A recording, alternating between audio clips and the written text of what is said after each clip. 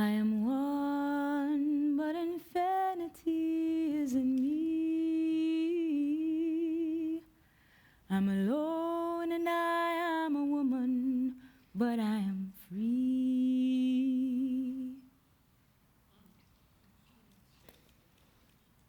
Today is Wednesday, December 12th, 2012, the last triple number date of the millennium. I wanted to do something really special on this day, like go visit my birthplace, Nairobi, where I was born to Trinidadian parents, or visit people who I met in Chennai in India in 2005, or get married. But it seems that at 31, I am perennially broke and perennially single. Today is 12/12/12. 6 days ago, on the 6th of December, was the 14th anniversary of the day I lost my virginity to a rapist. I was 17, a virgin who had never been kissed, petted, or otherwise gently ravished. That day I didn't just lose my virginity. That day I lost a major dream, a cherished dream. It had been my dream, as it is many little girls', to experience the full meaning of love through being deflowered by my own true love. But my first dream was to be a cartoonist. I loved Tom and Jerry, the Thundercats, Smurfs, Fraggle Rock, the Tiger Sharks from the comic strip. My first heroes were Joseph Hanna and William Barbara, the animators behind Hanna-Barbera Productions. I can still draw pretty well. I want to be like Grandma Moses and have an art career in my later years. You can be an artist at any age, but a performer, not so much. Wrinkles don't photograph that well. That's the reality in today's entertainment industry, and I fully accept. I grew up loving music, fiction, and dance. And as I grew older, I developed a love for theater and movies. But since age 5, playing pretend, which was my favorite game, which I didn't know was acting, I have had a deep love for stories, making them up, watching them, performing them. I knew that I was a blank page that I could write anything on. So while I was growing up, I really wanted to be everything. But except for one day, when I saw Celine Dion with her body taut with life, love, passion, and triumph as she posed in semi-warrior position to perform live. And right then and there, I knew that's what I wanted to do most for a living. She was dancing, she was singing, she was acting, she was thinking, she was creating. She was the instrument and the art. That was my aha, hallelujah moment. But I knew also, at the same time, that I probably wouldn't get to do that. Because it was difficult enough for people to become professional artists, surrounded by resources in developed nations, far more in my context. I wasn't stupid. I knew that to master an art, you had to practice daily. You had to have trainers. You had to have it as your main focus. And I knew, too, that my spirit and my sanity would be in danger if my love of stories remained so deep and so unfulfilled. So I transferred as much of my longing for performance training and opportunity as I could to romantic and sexual fulfillment. Growing up watching movies, I saw everybody get a partner, even the sidekicks. The third wheels and the fifth wheels, they were like suspensions in music that got resolved by the time the movie ends. Does that sound like reality to my single people? Anyone? Anyway, I decided to take my dream as romantic and sexual fulfillment, which meant to me that I would be deflowered by my one true love. And growing up Christian, I believed that God would protect me and provide me with a husband. But when I found myself aged 17, one moment an untouched virgin, the next a rape survivor, I decided it wasn't fair or right for me to wait indefinitely for my dream to be fulfilled under marital rights that I couldn't force or schedule or arrange. Sarah had had Isaac when she was 90, and I had no intention of waiting that long for my dream of romantic and sexual fulfillment to happen.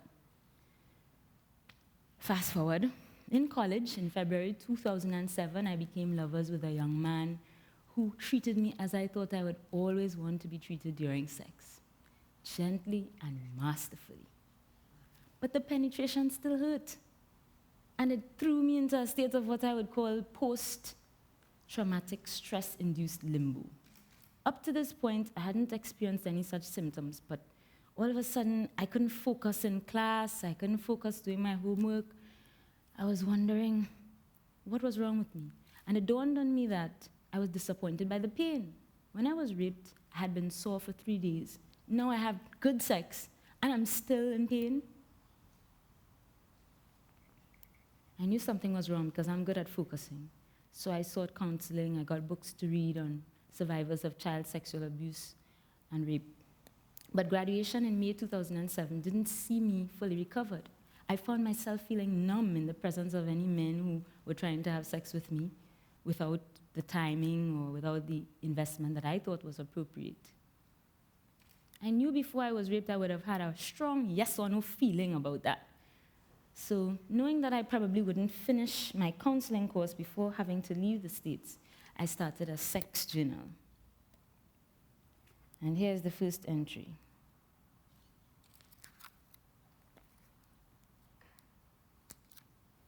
June 27, 2007. I have a vagina that has been desecrated, abandoned. I wanted it forlorn, to remember what was done to it, and to accuse those who did it. My vagina wants to meet more men, but not as a distraction from her purpose, only as gracious, respected guests. I used the journal to help me think about what my recovery might mean after I had been violated.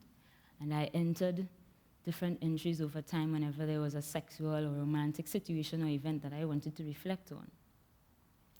It ended November 10th this year, and I entered some of my entries on Facebook on a note to share with others who might benefit from it. That's what caught the eye of one of the organizers, and that's why I'm now here. November 1st, 2007. I cannot say no even when I want to. I cannot say it loud enough or firmly enough. It is just a lack of courage. I lack the backbone to say no. My no gets stuck in my throat. How can I reject him like that? It hurts me that I'm still too much of an altruist to be really honorable as a woman. November 15th, 2007. I have failed at reaching a man who would later rape me, reaching him to tell him, hey, I'm not against you. You can talk to me. You can respect me. You can relate to me without taking from me. Most important, I have tried to tell men that they were okay to reassure their insecure sense of worth or manhood or power by having sex with them. It took me about 5 years to realize why I was so lost at sea during sex. Most of the time I would blame myself for putting myself at his mercy, and I would resolve that I'm going to take the punishment to suffer his attentions, because I was so careless with myself. It helped me to redirect a lot of rage, but it didn't help me to deal with the paralysis I felt when I really wanted to say no. And then one day, this year, I was browsing in a local bookstore and I saw Dr. Marty Klein's words. Sex has no inherent meaning. We are afraid of realizing that we can give it any meaning we choose. I started wondering for the first time what meaning I, and not anybody else, wanted to attach to sex in my life. And I wrote it down.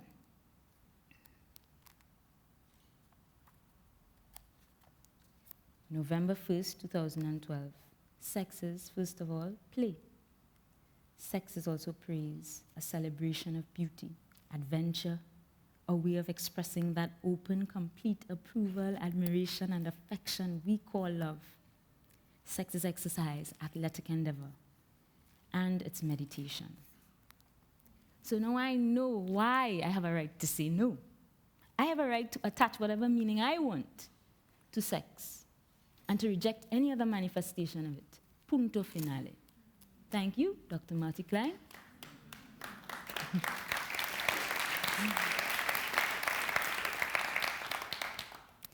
Thanks.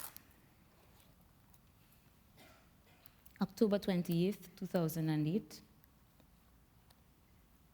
he told me, after I told him about my issues with rape, that he thinks we should keep it platonic.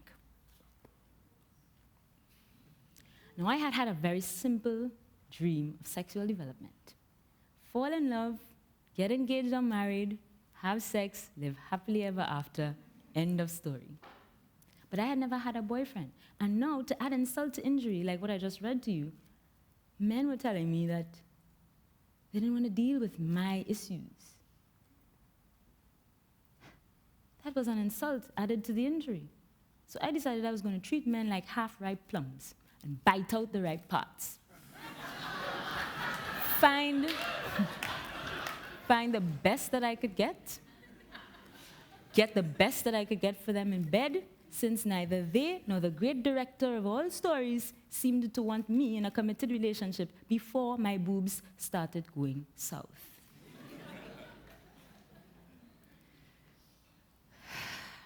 So I did engage in some risky sexual behavior. Time after time, I found myself wondering seriously, well, are these the symptoms of HIV or some other STD? And each time, the prospect of death became easier to digest. Cerebrally, I knew that this was suicidal behavior. But it took me a long time to realize and to accept that I was deeply angry. Only deeply aggrieved people flout the basic law of self-preservation. The object of my anger was God, fate, the universe, whatever higher power was responsible for allowing me to be raped and yet not sending me a lover of my own. I wanted to make a statement to that higher power, that it was a total waste to leave all this womanhood all alone, a tragedy, an added desecration, an insult not to be borne. I wanted what was mine now, a true love, not later. I didn't want any damn consolation prizes like platonic friendship. Because that was not going to keep me warm at night. And I thought that was the only way I could have made that statement, to put myself at risk. But I was wrong. The lover that I wanted sent was me. I could have loved myself. At the risk of being thought narcissistic, I could have looked into my soul, made up songs, plays, poems, stories, screenplays about this beautiful single woman, this soulful artist girl, left all alone, abandoned by the real men everybody claims are out there waiting for you. I am capable of expressing everything that I feel in any way because I love stories of all kinds. But I fear that even if I did that, I wouldn't necessarily get my man. And I didn't want it to be a waste of energy. Erica Jong has said, everyone has talent. What is rare is the ability to follow that talent to the dark places it leads. And I lacked the courage to follow my talent, even into dark places of hurt and anger, to love myself fully, and to accept the reality that that is all that I could have done to attract my true love, or at least to love myself fully, the way I thought I deserved.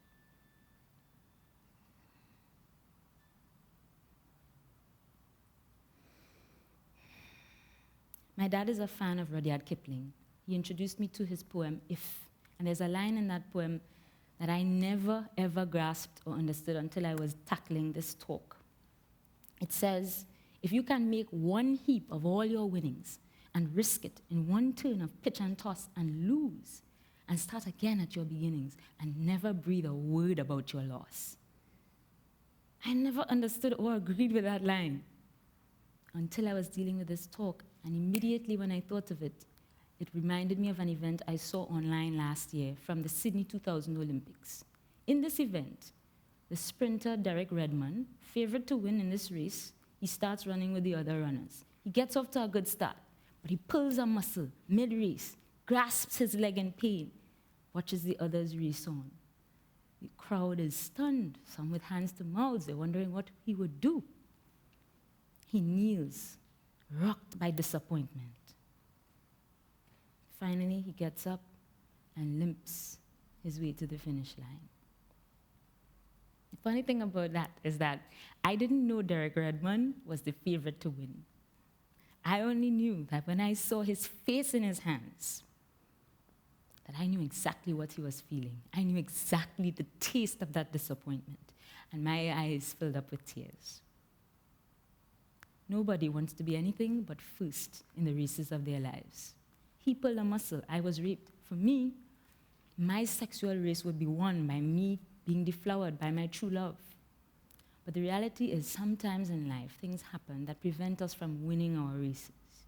And when that happens, I want to have the courage to finish the race anyway. Now, just as Derek Redmond's story moved me, there was only one time I cried right after I was raped. When my classmates in high school cried when they had a mass for me at the school chapel.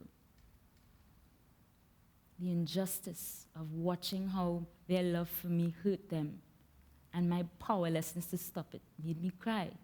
And I had always associated weakness and defeat with crying, when it can simply mean the human ability to be moved and touched, even to tears, as I had been by Derek Redmond's story. Reality is dual sometimes. Sometimes it's complex. That's just the way it is. And it's a mistake to focus only on the parts that are painful, as I've learned in other entries. November 17th, 2010. And what I've noticed over the passage of time and my own experience is that if a man does not know you, he will not value you, although he may use you for a time as a screen on which to project his sense of value for himself. To do it regularly without the novelty of a new partner each time is to know exactly what you're doing, why you're doing it, and with whom. This is the best case for advocating marital sex I have discovered. To wait until you know whom it is you consider your ideal and why, to know the best persons eligible for sex in your life before sexual involvement. This is eminently reasonable and rational and has great potential to enhance your enjoyment of sex over a period of time. From Friday, October 5th, 2012. I can't ever change or compensate for the fact that I was raped. Never. Nothing will ever take it away or make it better. Sometimes you can't get compensation, but there's always things to be gained as well, and it takes as much courage to grasp opportunity gained as to accept opportunity lost. November 13th, 2010. Ingredients for a fantastic sex life. Number 1, do what you say to yourself you will do. When you do this, you cement your belief that you are lovable. Your self-confidence then grows, and so will your sexiness, which is the color and nectar that attracts the bee pollinators to your flower. Number 2, take the time to know what you sexually like and dislike and why. That way, you won't have any sexual hang-ups and insecurities. 3, have sex only to celebrate and commemorate, never to forget and never to avoid doing something you need to do to fulfill your chosen purpose. Number 4, get physically fit and flexible and practice sexual expressiveness through dance. Be aware of your body. Number 5, save money into a sex fund. This will be for romantic investments only. Scented candles, desserts, edible underwear, cleansers, oils, books on massage or other aspects of sex. November 10th, 2012, the last entry. Everyone wants to have sex for different reasons. Some honest, some dishonest. You have no control over another person's honesty. At any given point in time, you must accept their level of maturity, decide whether to engage them or not fits your values, and take responsibility for the consequences. The power and potential of sex to inspire and rejuvenate is lost on anyone who has not earned your love and whose love you have not earned, no matter how beautiful his or her body. And if you give your body without making sure it is earned, you devalue it.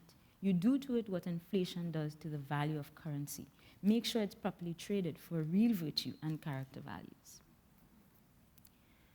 It's always a good idea not to defer a dream, to risk not achieving it, to fight against the odds,